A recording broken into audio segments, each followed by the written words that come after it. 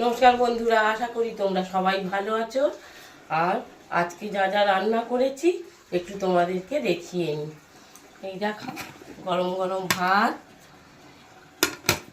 আর এই মাছের তেল। বন্ধুরা, মাছের তেল, কাতলা মাছের তেল, পেঁয়াজ রসুন দিয়ে একটু ভাজা করেছি।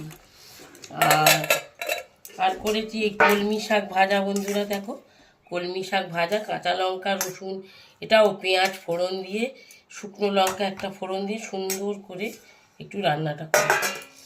আর কাতলা মাছের পেটি দিয়ে, এই দেখো বন্ধুরা, কাতলা মাছের পেটি দিয়ে আর এই মটরশুঁটি আলু দিয়ে একটু রসা রসা ঝোল মতো করেছি আর কি, সুন্দর করে।